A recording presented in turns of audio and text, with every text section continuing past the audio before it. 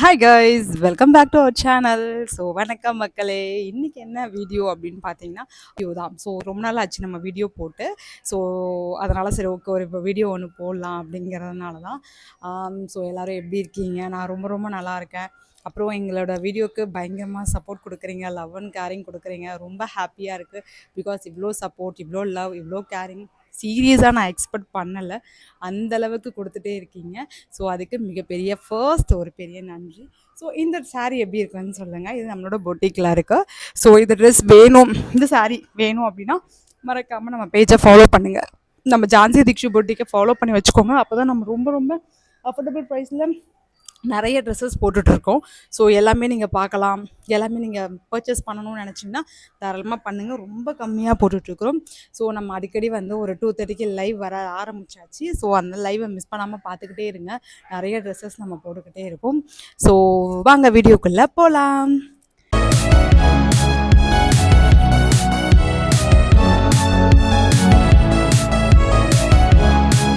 So இன்றைக்கி என்ன video அப்படின்னு பார்த்தீங்கன்னா, நிறைய பேர் கேட்டிருந்தீங்க, அக்கா இவ்வளோ நாள் வந்து நீங்கள் இந்த டேட்டோ போடலை, ஸோ இப்போ எதுக்காக இந்த டேட்டோ திடீர்னு போட்டிங்க அப்படின்னு ஒரு சில பேர் கேட்டிருந்தீங்க. இந்த டேட்டோ இப்படி உங்களுக்கு தோணுச்சு அப்படின்னு பாதி பேர் கேட்டிருந்தீங்க. ஏன்னா இந்த மாதிரி ஒரு க்ரியேட்டிவிட்டியான ஒரு டேட்டோ அப்படின்றது எக்ஸ்பெக்ட் பண்ணாத ஒரு விஷயம். ஸோ இது எப்படி தோணுச்சு, இது யார் கொடுத்த ஐடியா அப்படின்னு கேட்டிங்க. நான் க்ளோஸ் அப்லேயே காட்டுறேன். இது வந்து ஓகே, இது யார் கொடுத்த ஐடியா அப்படின்னு சொல்லி எல்லோரும் கேட்டிருந்தீங்க. ஸோ அதுக்கான ஒரு வீடியோ தான். ரொம்ப நாளாக போடணும்னு நினச்சிட்டே இருந்தேன். பட் எங்கே கரெக்டாக இருக்குது டைமு. காலைல பாப்பாவுக்கு ஸ்கூல் இல்லை, ஷூட் லீவுனா ஸ்கூலு, ரெண்டும் தாண்டி நமக்கு பொட்டிக்கு போகிற ஒர்க்காக இருக்கட்டும், இவர் ஆஃபீஸ் போகிற வேலையாக இருக்கட்டும். ஸோ காலைல லஞ்ச் பேக் பண்ணணும், மதியானம் காலையில் டிஃபன் பண்ணணும், மதியானம் லஞ்ச் பேக் பண்ணணும், ஈவினிங் வந்தோன்னா ஸ்நாக்ஸ் ரெடி பண்ணணும், நைட்டு டின்னரு. ஸோ இப்படியே போயிட்டு இருக்கிறதுனால நமக்கு ரொம்ப ரொம்ப கரெக்டாக இருக்குது ஒர்க்கு. அதனால் போட முடியாமல் போயிடுச்சு. கண்டிப்பாக நெக்ஸ்ட்டு வந்து பார்த்திங்கன்னா, நான் வந்து உங்கள் அண்ணனை வச்சு நான் வீடியோ எடுக்கிறேன். அண்ட் அது ஆக்சுவலி வந்து என்ன விஷயம்னா, பெருசாக வந்து இன்ட்ரெஸ்ட் இருக்குது, நம்ம உள்ள இன்வால்மெண்ட்டோடு வராங்கன்னா பிரச்சனையே கிடையாது. தாராளமாக நம்ம இது பண்ணலாம். அவர் பெருசாக இதில் இன்ட்ரெஸ்ட் காட்ட மாட்டாங்க. ஓகே, ஒரு ஃபன்னாக அவங்க எடுக்கிற வீடியோவை நான் எடுத்து வச்சுப்பேன். ஃபன்னாக விளையாடுறாங்க அப்படின்னா அது ஒரு வீடியோவை எடுத்து வச்சுட்டு நான் போஸ்ட் பண்ணுவேன். ஸோ அந்த மாதிரி பண்ணலாம். பட் ஆனால் வாண்டடாக வந்து வான்னு கூப்பிட்றது நல்லா இருக்காதுல்ல, அது மாதிரி நான் கூப்பிட மாட்டேன்.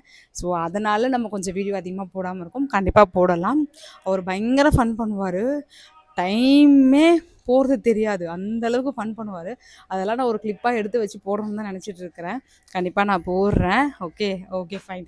ஆக்சுவலி இந்த டேட்டோ எப்படி தோணுச்சுன்னா, எனக்கு ஆல்ரெடி பார்த்திங்கன்னா நான் விஜய் டிவியில் நீயா நானா ஷோலையே நான் ஒரு வாட்டி சொல்லியிருப்பேன். இந்த மாதிரி என்கிட்ட கேட்டிருந்தாங்க, டேட்டோலாம் யாருக்கு பிடிக்கும் அப்படின்போது எனக்கு பிடிக்கும்னு சொல்லியிருந்தேன். என்ன டேட்டோ போடணும்னு ஆசைன்னு கேட்டிருந்தாங்க. அப்போவே நான் சொல்லியிருப்பேன், பாப்பாவுடைய நேமை வந்து பாப்பாவுடைய ஃபேஸை நான் போடணும் அப்படின்னு எனக்கு ரொம்ப ஆசை அப்படின்னு நீயா நானா ஷோலையே நான் சொல்லியிருப்பேன். அதுதான் எனக்கு அது தோணுச்சு. ரொம்ப பிடிக்கும் எனக்கு. பாப்பாவோட ஃபேஸ் இங்கே குத்தணுன்றது ரொம்ப வருஷ கனவு எனக்கு. ஆனால் என்னன்னா இதில் பார்த்தீங்கன்னா, நான் பாப்பாவோட பேர் போட்டிருப்பேன், தீக்ஷன்யா அப்படின்னு சொல்லி போட்டிருப்பேன். ஸோ இதுவே நமக்கு ரொம்ப பெயின் ஓவராக இருந்தது, செம்ம பெயினாக இருந்தது, வலி ஓவராக இருந்தது. இதுக்காக பார்த்தீங்கன்னா, நான் ஆவடியில் ஒரு சின்ன ஷாப்பில் தான் நான் குத்தினேன். தம்பிக்கிட்ட சொல்லி வச்சுருந்தேன். நான் என் ஃப்ரெண்டுக்கிட்டேயும் தம்பிக்கிட்டேயும் சொல்லி வச்சுருந்தேன்.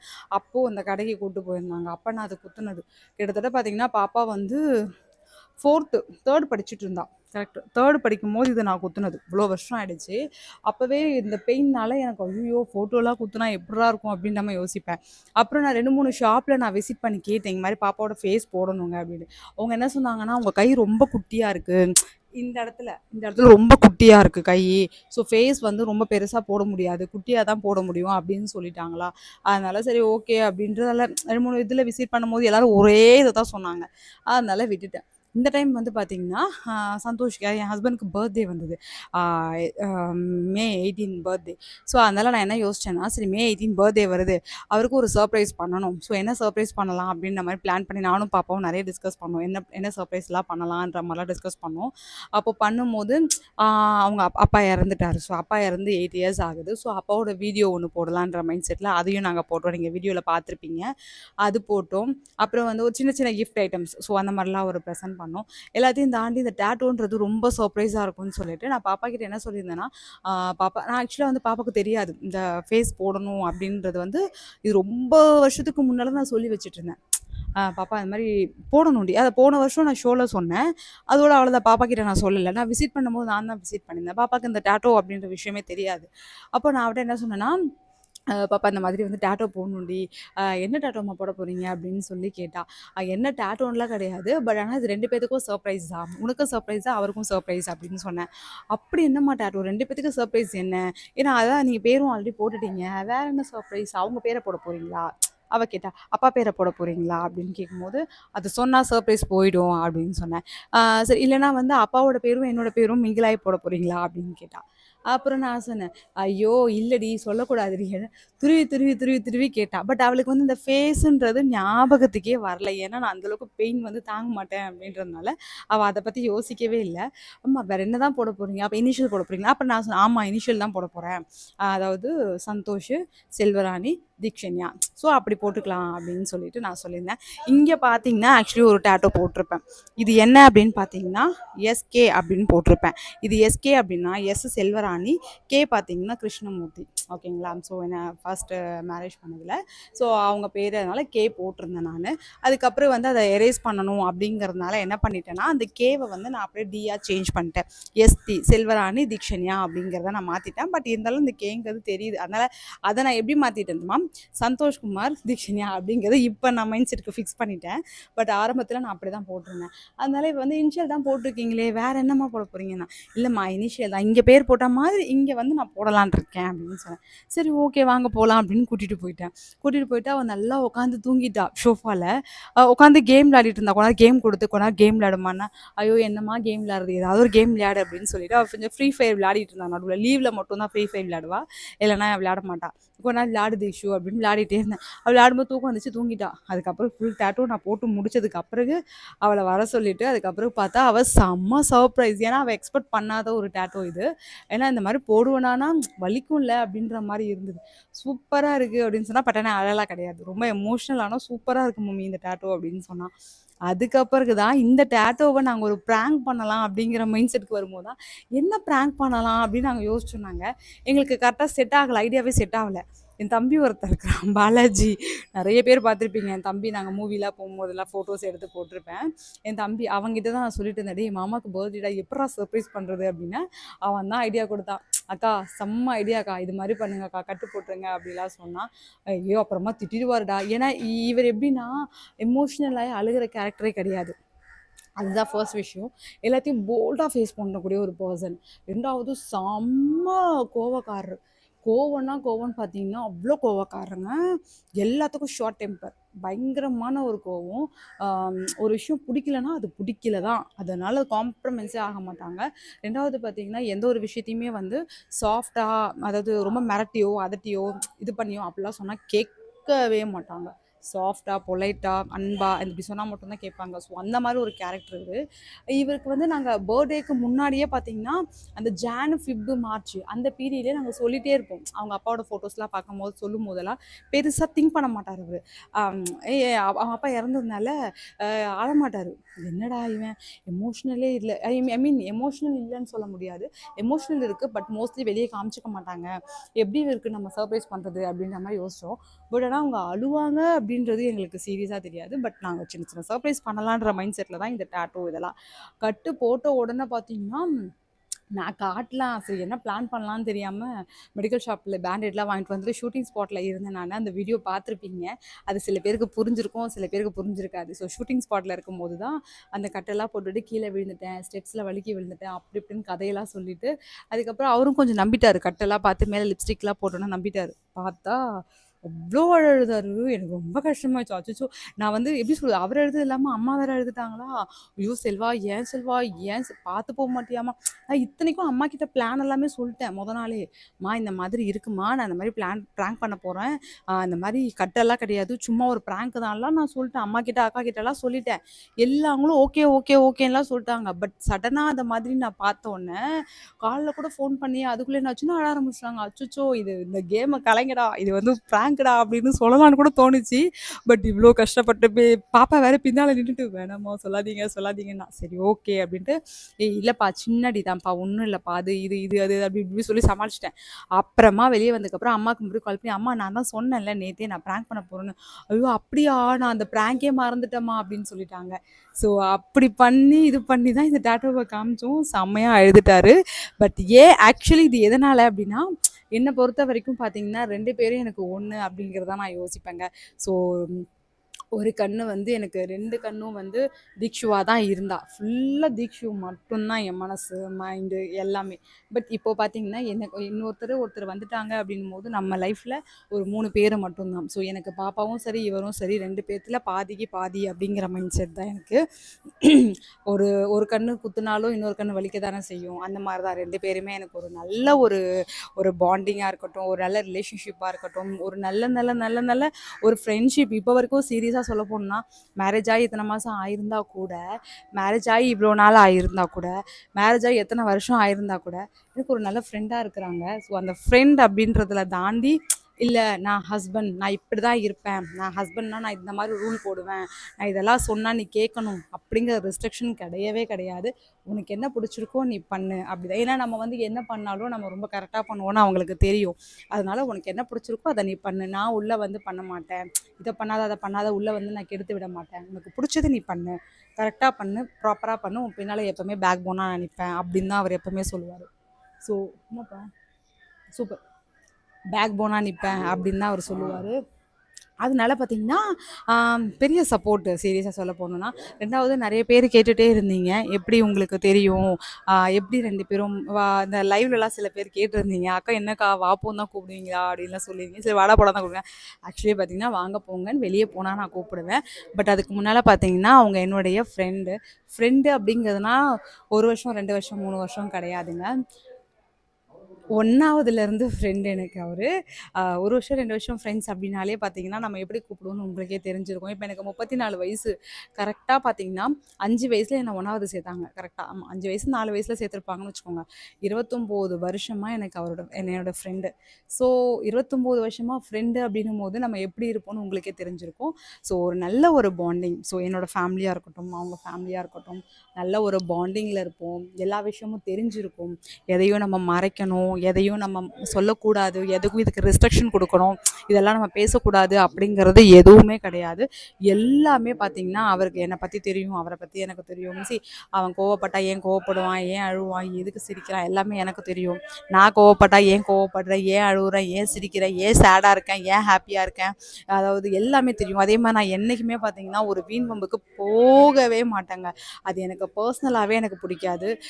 ஒருத்தவங்கள போய் சீண்டி பார்க்குறது, ஒருத்தவங்க சும்மா இருந்தாலும் அவங்க நோண்டுறதெல்லாம் எனக்கு பிடிக்கவே பிடிக்காதுங்க. அது ஏன்னு தெரியல. அது எல்லாமே அவனுக்கு தெரியும். பட் ஆனா, என்னை பத்தி பின்னால பேசுறாங்கன்ற விஷயம் யாராவது எனக்கு சொன்னாங்கன்னா, அவங்கள சும்மாவே விட மாட்டேன். அது எந்த லெவல்ல போனாலும் பார்த்தீங்கன்னா செய்வேன். ஸோ அதுதான் என்னோட கேரக்டர்.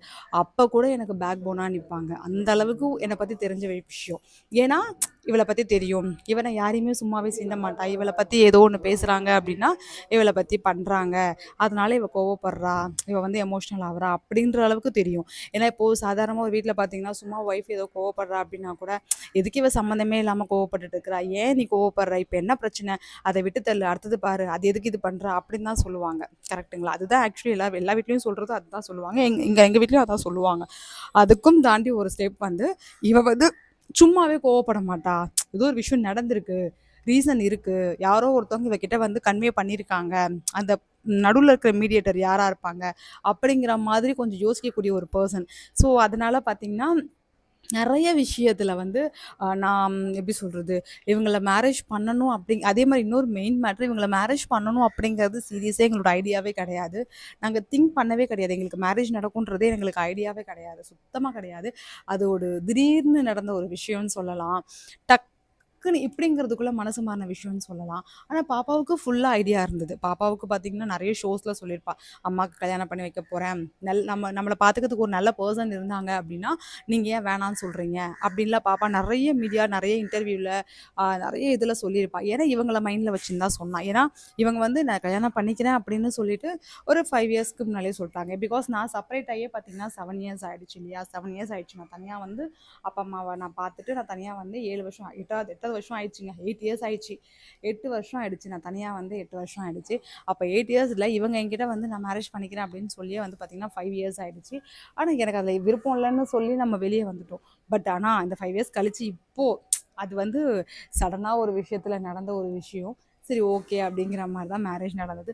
சீரியஸா கடவுளுக்கு ரொம்ப ரொம்ப நன்றி சொல்லணும். என்ன புரிஞ்சுக்கிட்டு, நான் சிரிச்சா ஏன் கோவப்படுறா? சிரிச்சா கூட இவ ஏதோ ரீசனுக்காக சிரிக்கிறா. ஏதோ நடந்திருக்கு போல. என்ன நடந்திருக்கும்? ஏது நடந்திருக்கும்? இங்க ஏதோ நடந்திருக்கு. அதான் அவ சிரிக்கிறா அப்படின்னு புரிஞ்சுப்பாங்க. அதுக்காக "நீ ஏன் லூசு மாரி சிரிச்சுட்ருக்கிற? பைத்தியமா தானா சிரிச்சுட்ருக்கிற?" அப்படி கேட்க மாட்டாங்க. என்ன விஷயம் பண்ணாலும் வந்து ஓகே ஃபைன். ஸோ ஏதோ நடந்திருக்கு அப்படிங்கிற மாரி அந்த மாரி ஒரு மென்டாலிட்டி உள்ள ஒரு பெர்சன் தான் அவங்க. ஸோ கல்யாணம் அப்படின்னா, செகண்ட் மேரேஜ் அப்படின்னா, நம்ம ஒரு விஷயம் ஒரு கல்யாணம்னு ஒண்ணு பண்றோம் அப்படின்னா, என்ன பார்த்துக்கணும், எனக்கு இம்பார்ட்டன்ஸ் குடுக்கணும், எனக்கு கேரிங் குடுக்கணும், எனக்கு அது வாங்கி தரணும், இது வாங்கி தரணும், இங்க கூட்டிட்டு போணும், அங்க கூட்டிட்டு போணும். அதெல்லாம் வந்து ஒரு அம்மா அப்படிங்கிற கேரக்டர் ஆசைப்படவே மாட்டாங்க. அப்படி ஆசைப்பட்டா அவங்க அம்மாவே கிடையாது. எனக்கான ஒரு விஷயம், எனக்கான ஒரு இதுன்னு நினைக்கிறவ அம்மாவே கிடையாதுங்க.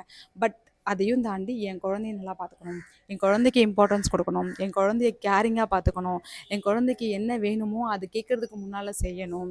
என் குழந்தைக்கு ரொம்ப அஃபெக்ஷனா இருக்கணும் அப்படின்னு நினைக்கிறவ மட்டும் தான் உண்மையான தாயி. அதுதான் நான் நினைச்சேன். அப்படிதான் என் லைஃப்பும் கிடைச்சிருக்கு. ஏன்னா எனக்கான ஒரு பெர்சன் கிடைப்பாங்களான்னா எனக்கு அது வேண்டவே வேண்டாம். என் பொண்ணுக்கான ஒரு அப்பா தான் கிடைக்கணும் அப்படின்னு தான் புக் பண்ணிட்டியா? கிடைக்கணும்னு நினச்சேன்.